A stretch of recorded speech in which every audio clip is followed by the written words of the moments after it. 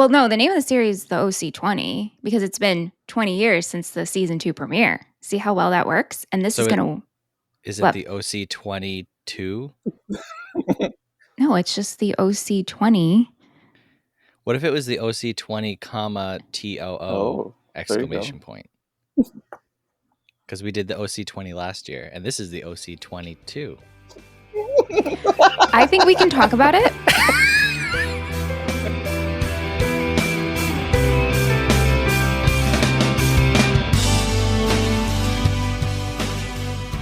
So Dan, so excited to have you here. I'm even more Yes, excited me for you too. and Seth to meet Yeah. and to talk about all the new additions to our cast this season on the OC. So I think we should start with DJ.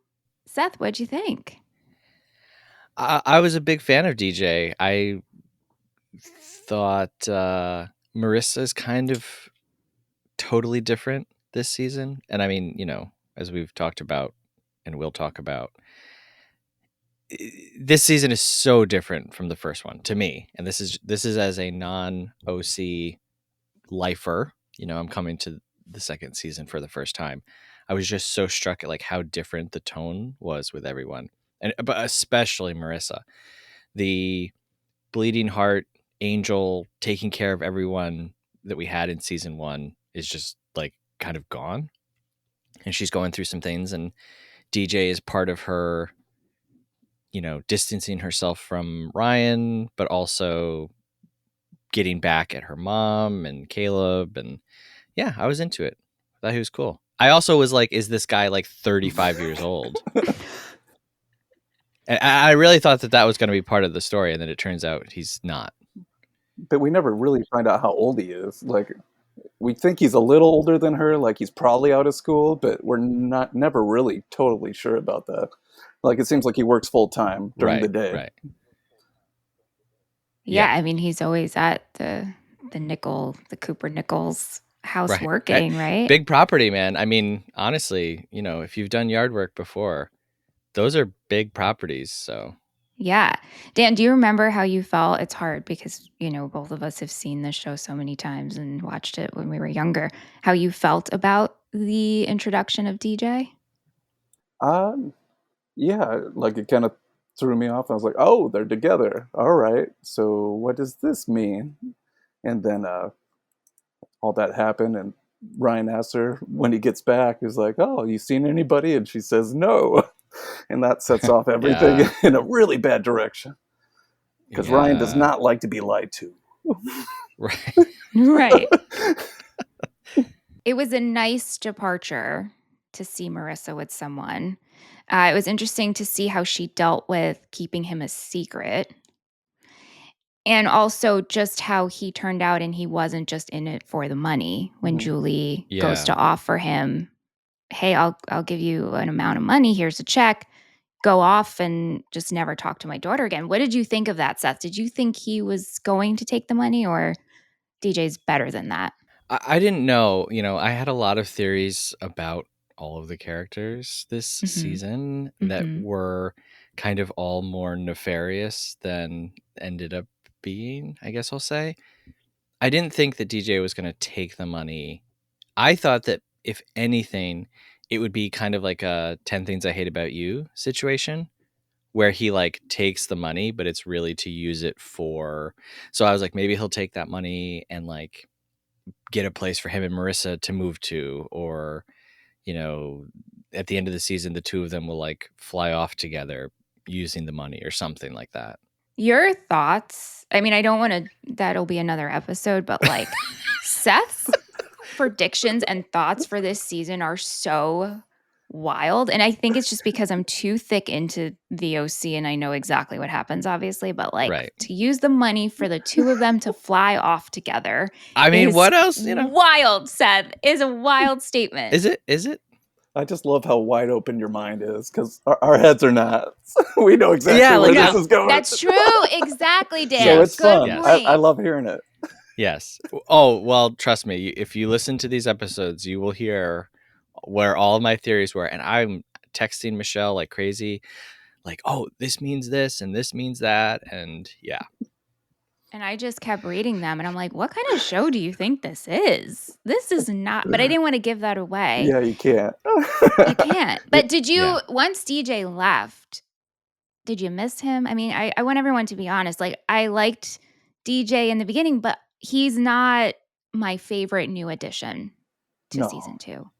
He's a nice No. guy, but like they really Yeah. never define him. You never find out much about him, Right. what he likes, anything about him, his family, nothing really.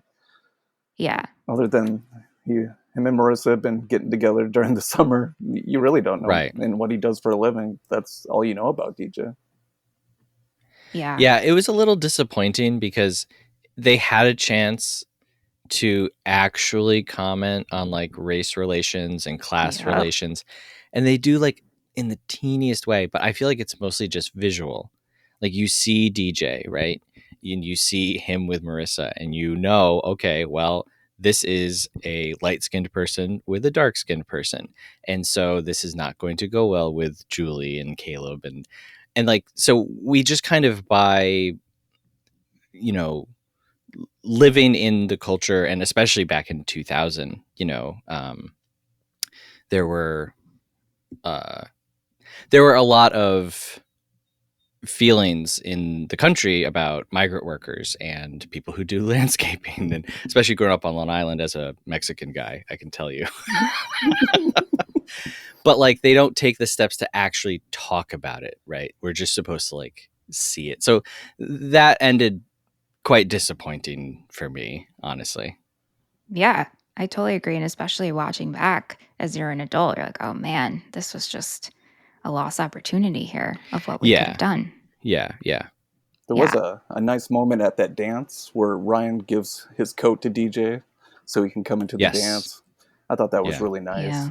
really sweet. And Yeah. Ryan kind of relating to DJ more so than other characters would be, because he's like, I know what that's like. I'm letting you in. Yeah. So that Right. was cool to see. Yeah. Moving over to Zach.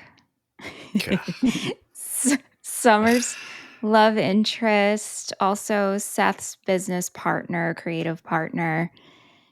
Seth, you had some choice words for Zach, and I just would love to hear them. I've only read them, read your Yeah. comments. So, and I haven't asked you about Zach. How are we feeling about Zach? I hate Zach. I do not like him. I don't find him funny. I don't find him interesting. And he's just a villain the whole time, you know? Like, and Seth knows that. Seth is like, yeah, the evil water polo guy. And like, that picture gets left behind. But it's like, he was, I think because he wanted what he wanted, he was like a little blinded to the reality of who this person was. It's like, yeah, I want to believe that this guy is like really into comics and he's got these connections and he's going to make this thing happen. So I'll kind of like, you know, press down what I'm actually feeling about him. And in the end, yeah, he was right. Zach's a jerk, man. He's just a jerk water polo player. There was never a time where you enjoyed him? No, not at all. Not at all. And in fact, like this whole episode talking about all the new characters, I was just like, just give me the 4 back. I just want, I hate all of these little new side characters, and just give me Summer and Ryan and Seth and Marissa. Wow. And Luke. I am Luke's great. furious about the amount of Luke in this season. Yeah. Just get a little taste. Just a little taste. Yeah, it's just a little taste. and him being in the first episode, I was like, oh yes, great, they got him back for this season, so he'll be more. And I kept waiting for, you know, like that dark hallway with a light at the end, and Luke's silhouette would come in and he would save the day. You know what I'm saying? And it just never happened. The puka shells would reflect. Yes. It's so good. It's Luke. Exactly. Dan, tell us about your thoughts about Zach. I like him a lot more than Seth does. Me too. Me too. Because he's probably like my second favorite edition of the season, I think. We'll get into my favorite a little later, but yeah, I don't hate him. I think he's kind of charming. I I like his kind of anti-Sethness, but although they do have some parallels. And I don't know, his chemistry with Rachel Bilson was really good. So the scenes with Zach played out pretty good. And they're fun. They're kind of sweet. And you probably hated this, Seth, but when they're making gnocchi, and he has the chef hat on. You probably hated that. Hated it. I think I texted Michelle something like, this dude is wearing a chef's hat and he has flour on his face. Yeah. Get out of here. No one ever, if you're making baked goods, if you're making pasta, if you're making pizza dough, you do not have flour on your face. I'm sorry. And if you do, you're out. You're chopped. Okay? You're done. You are not the Iron Chef. Get out. It is in the notes. Verbatim. I hated that so much. Yes, Dan, you were 100% right. That makes sense. How did you like, though, of them forming? Well, Zach joins the comic book club, and they form the Atomic County. Did you have any? I think, like, to me, it's such a big part of season 2. Also, this went on to be an animated series, Seth, which I own and I will show you. What? The little webisodes. Yes, I own it, and it is so. I mean, Dan, have you seen it? It's so good. It's so fun. I couldn't get through them.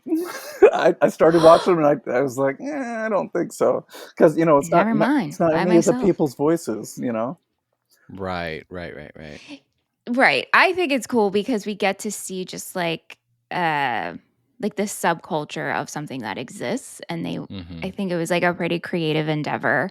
If it just felt like too much too soon. Like, I know that Seth is interested in comics and stuff like that. I don't know how much do we see him drawing in season 1? Season 1? I don't know if we ever see him draw. No, we just know he loves comic books because he so shares it just fine. felt like, okay, well, now Seth is an artist, apparently. Okay, that's fine. That's cool. A lot of people have hidden talents that I don't know about. But he goes from like, oh, I also draw comics to I'm getting one published. And it just felt a little too TV logic to me. I didn't really You couldn't let the teen drama take over. No, I could not. What about George Lucas coming? What do we think of that?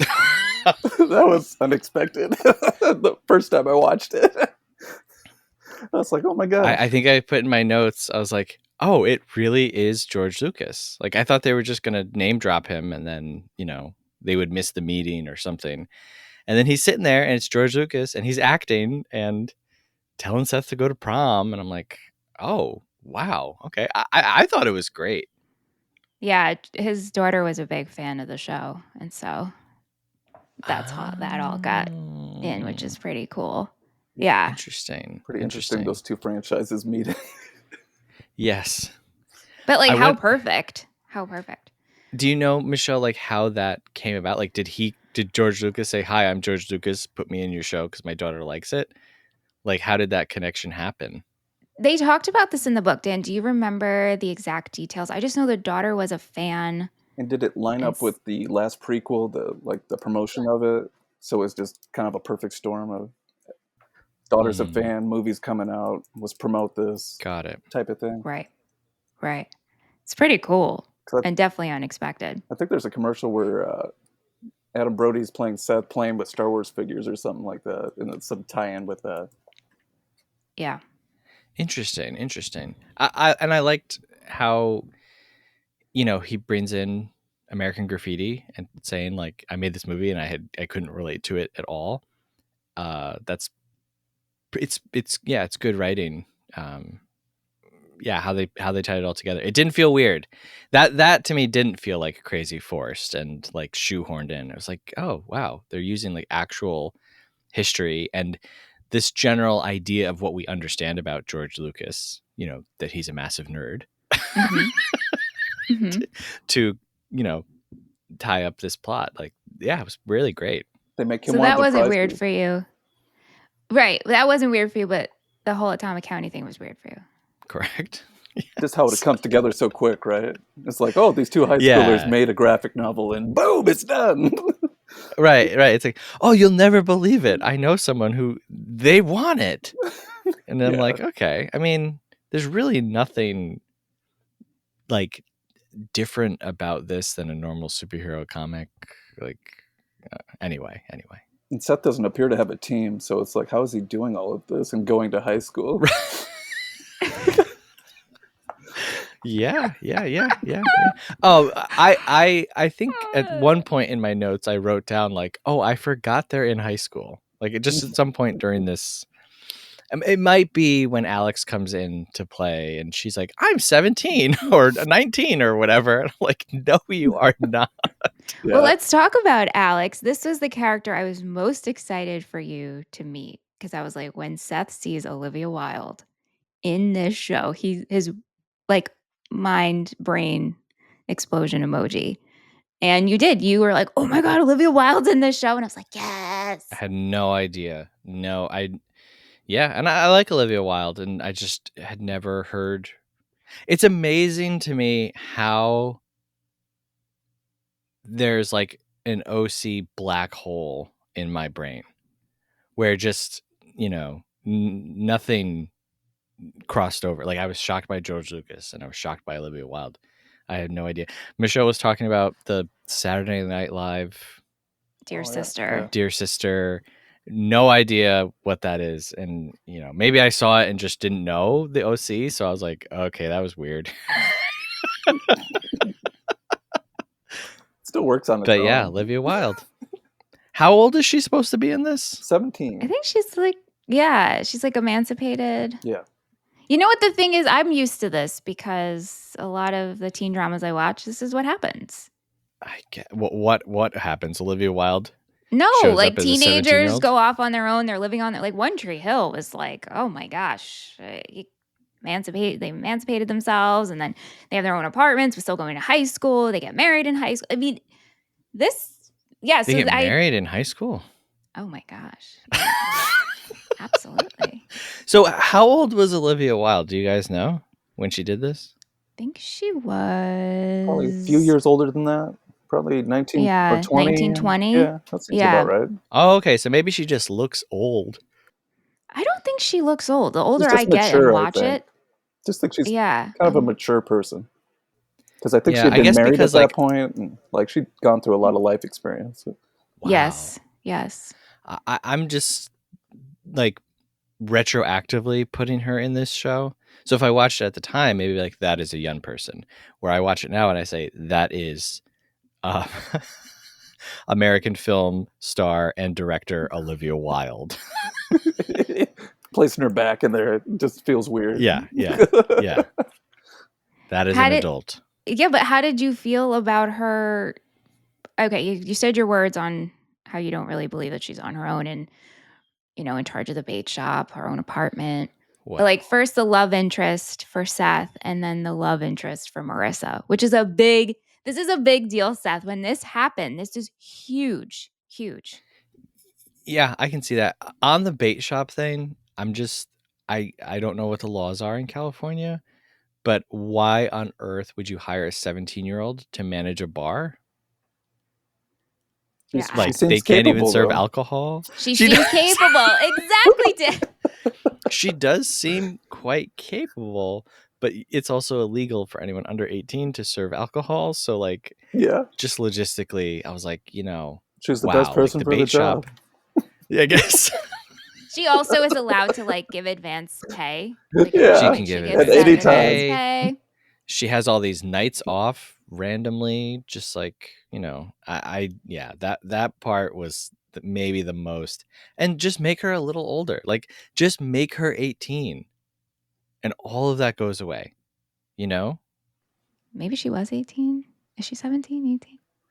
I think she said she's 17. Anyway, I as think. far as a love interest, I thought she was fine. Like, I thought she was a good addition to the cast because it kind of fleshes out another area of the OC. Mm-hmm. We're not just like stuck in like the Cohen house and the neighbor next door, and we get a better sense of place and like, yeah, just spreading the characters out. Even like Jimmy living on the boat, just gave us more area. So I liked Alex being added in for that. As far as her and Seth, I was just like, no, Seth and Summer belong together. Knock it off. You're just kind of like the female Zach, in that I don't like you, I guess. Wow. We are harsh today. And then her and Marissa, it just felt like a continuation of the DJ thing, where it's like, okay, I'm doing this thing that's going to make my mom really mad because I'm really mad at my mom this season. And that is my story this season. I'm mad at my mom. Dan, your thoughts on Alex? I like Alex. Me too. I love Alex. The fact that you could put her with two of your main characters too was really interesting.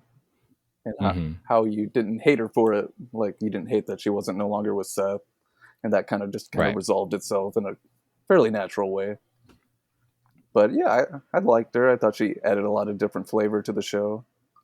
And just having some kind of opposition between Ryan and Marissa that was somewhat believable was kind of nice. That was a different kind of energy.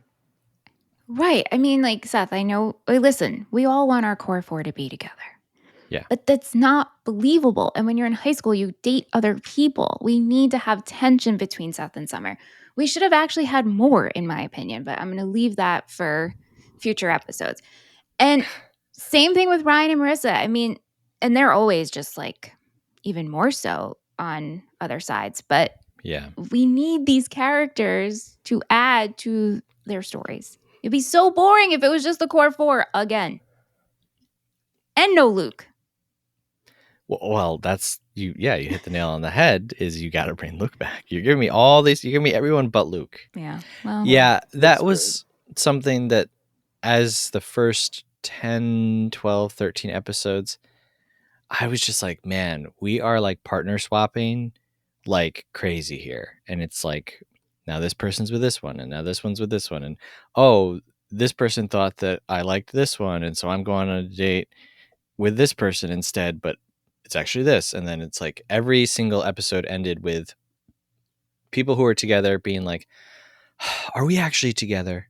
And then the next episode would start and they were together. And it just felt like that times, 8, over and over and over, to the point where Seth shows up to Summer's house and she literally says, I don't know, Cohen, are we even advancing the plot or something like that? Yeah. And I did the Leonardo DiCaprio like snap and point at my TV. Yeah. And I was like, yes, Summer, thank you. Yes, knock it off. Like, we're just swapping out people. So while I appreciate Alex and Marissa getting together, what was this, 2003? 2004? 2004 or 5. Yeah. Yeah, so 2004, to have like one of your main characters now enter into this like lesbian relationship, yes, I imagine that would have like blown everyone's mind. So I appreciate that, and I'm not discounting that. But yeah, I just got so hung up on her being 17 and working at a bar. That's you couldn't dissuade disbelief. That was it. Yeah, and now that you say that, I'm like, I think that was what it was. Like, each of these characters, there was just something about them that I couldn't buy it fully. Well, on that note, the character that I feel this way about is Lindsay. Okay, yeah. I do not like Lindsay. Wow. My husband hates Lindsay with a passion. This is his most disliked character in the entire series. Wow. That's crazy. Yeah. Yeah, it's crazy, especially for what's to come, right? Like, and we know Ant's thoughts on some characters in season 3. For those who have joined us, and Dan knows too. But I would love to know how you felt about Lindsay. And I didn't want to tell you as you were watching, like, hey, Ant hates Lindsay. I didn't want to put that in your mind. Yeah. So Ant hates Lindsay more than Oliver? Well, first off, we love Oliver. Love Oliver. Oh, Oliver is but you love him as a villain. Right. You got to clarify Oliver's, that, because otherwise you're going to freak stuff out. Yeah, we don't love Oliver. Well, we did an episode on Oliver. we covered. We did. I mean, Oliver is fun. When you get to that part in season 1, you're like, here we go. Here it comes, right? It's fun. Lindsay, I have a lot of issues with the way they used her. Okay. But it's not about me. I want to hear your view. Well, let's hear from Dan first. Yeah, let's hear from Dan. Let's hear Dan. So lead us in on Lindsay. We've talked about this a little bit, Michelle, but yes, I definitely like Lindsay more than you do. Yeah.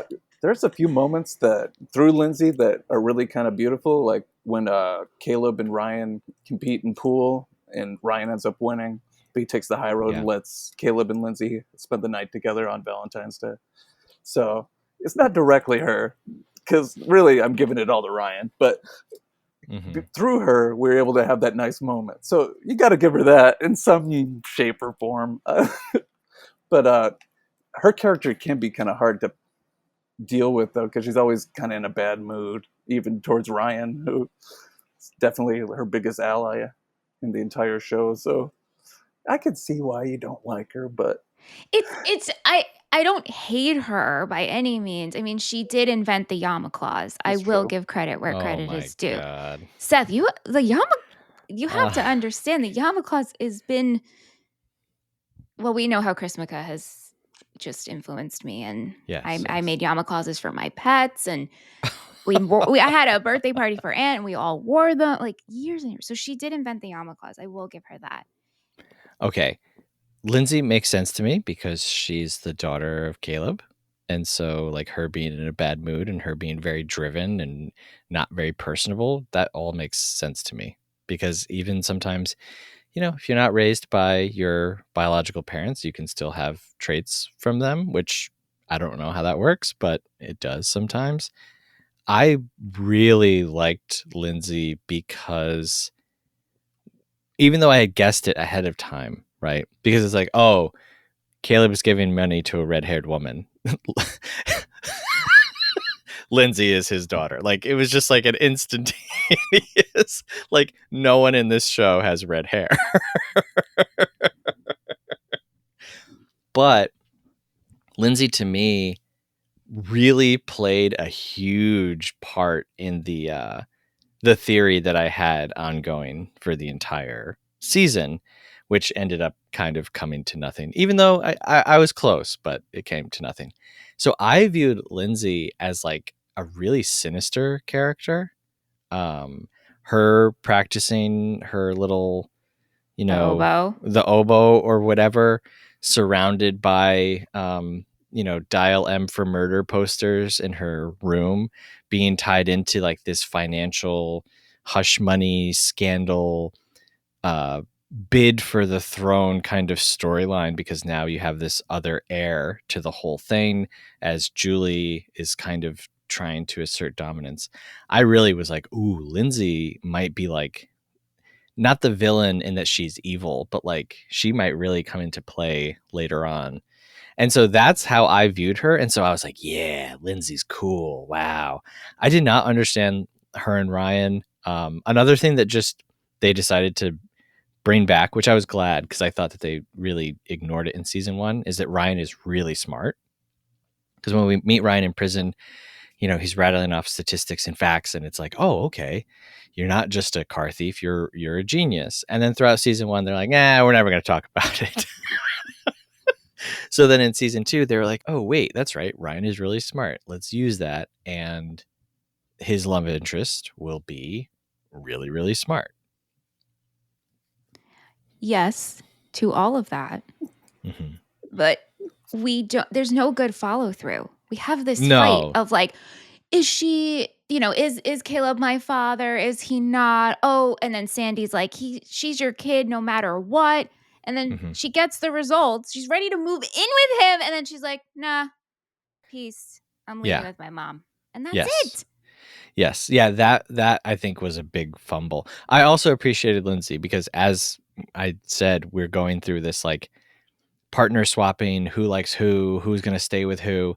Once the Lindsay birth parent storyline comes out, I was like, oh, thank God. Like, we're actually doing an actual story. Mm. Yeah. Mm-hmm.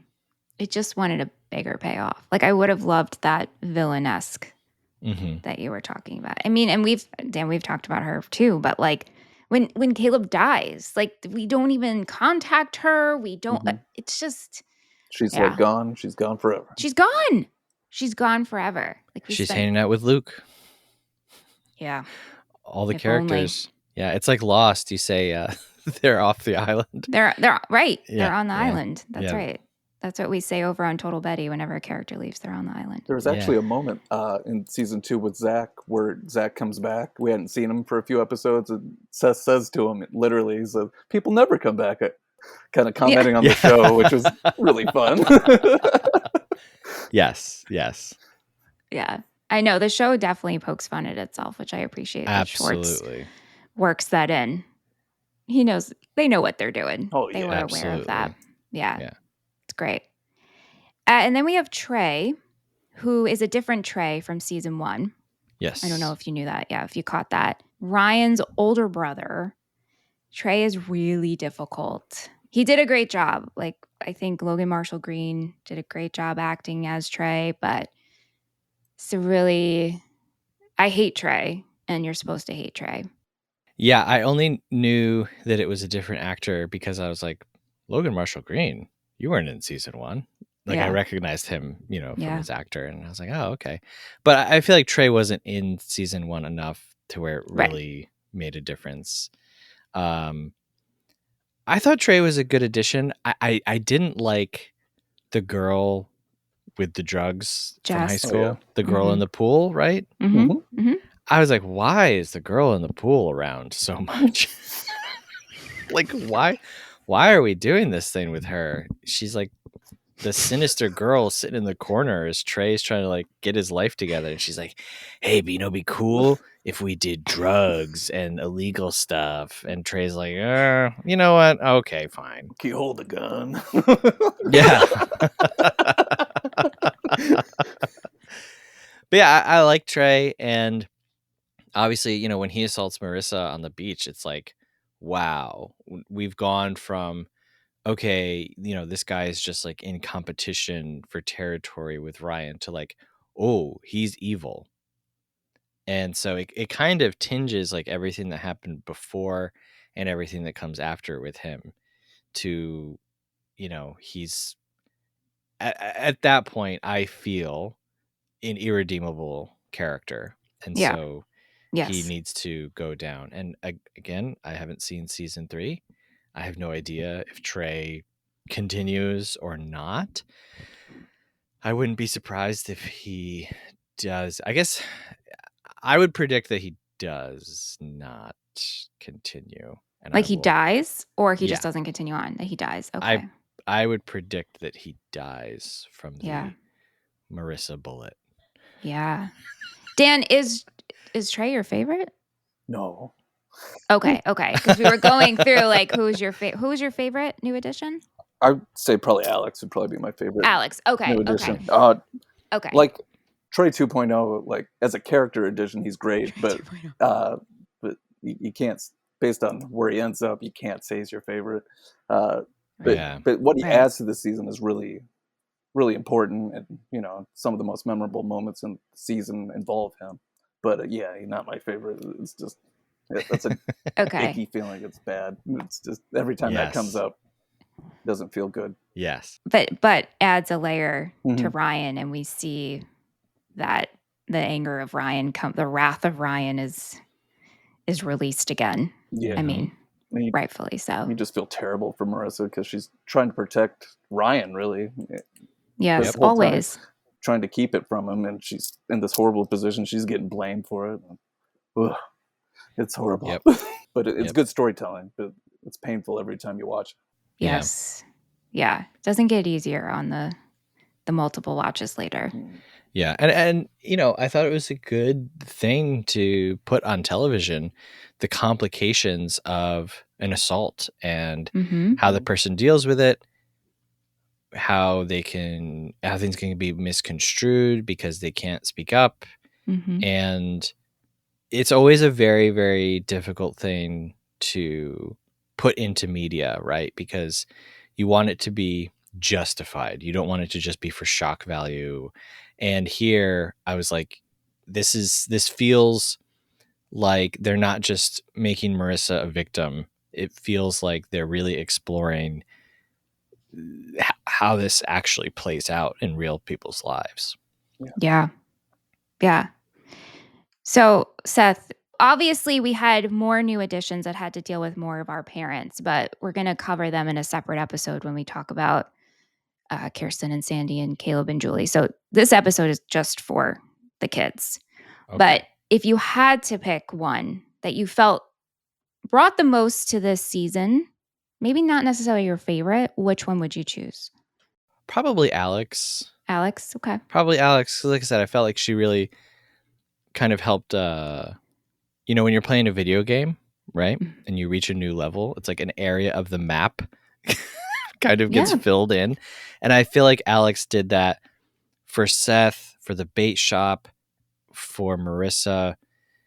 This season had a lot more live performances from real life bands. You know, obviously the Rooney episode from season 1 is quite iconic, but we got some real life performances. The Killers, I mean, it's insane going back to a show and watching cool, the Killers cool. perform in this like tiny stage on a TV show. Yeah. Yeah. So yeah, I would say I liked Alex the most. Some of the stuff with her, like all of, I mean, in general, I think this season could have been 4 episodes shorter and it would have been like incredible. So some stuff with her, with the girlfriend, it's like, it feels a little too much, but. Okay. And who could we have done without? Well.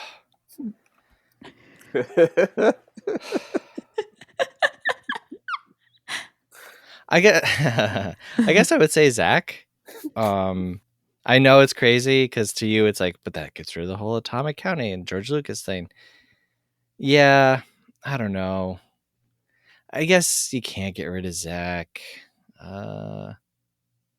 Maybe DJ then, I guess. Maybe DJ. Yeah, I know, he right? probably has the least impact overall. Yeah. Would you agree with Seth's answers, Dan? Yeah, I If we had to edit this? If you had to pick one, I think it's DJ just because of his contributions lower than some of the other ones. Yeah. Yeah. I said to Michelle, so now I've watched season 2, and when we did season 1, Michelle specifically said, I just want you to see season 2. Like, I just want you to get to season 2. So now I have no idea. There's 4 seasons of this. I have no idea what could be past this point. Like, genuinely. And maybe the writers also didn't. And so maybe it goes into crazy, weird territory. Maybe we really go off the rails after this one. Seth was like, I don't know how it could get so crazy in season 3 as we were driving yesterday. And I was just like, well, because I didn't know if Seth was enjoying season 2. And I was like, I'll just tell you what happens in season 3 so you don't have to watch it. No. But I need to see for myself. Yeah. I mean, obviously that's how I want you to find out. But yeah, I also don't want to torture you. So yeah. I guess my only thought about these new kids on the block is I generally don't like them, and I just want the 4 back. I just want Ryan punching people, and Seth being a nerd, and Summer and Marissa not being a nerd, but hanging out with these guys anyway. And yeah. So. And Luke, right? And Luke, absolutely. Luke is the only, he's the seasoning on the whole thing. Yeah. He's just always good. Yeah. Throwing in Oliver every once in a while, but. Yeah. All right. Well, thank you. Dan, thank you so much for joining us. Please plug, where can people follow you, find you with all your OC art? I'm on Instagram, fan_named_Dan. On Instagram, you can find me there. Got all my artwork there. Gonna have some pretty cool stuff coming up. Working on some paintings, which I don't normally do, but I'm having some fun doing that. And so they'll be out soon. Yeah, we'll link Dan's socials in the show notes, so you can go say hi to him over there. But thanks again, Dan. This was fun. Thank you. Thanks, Thank you. Glad I could do it.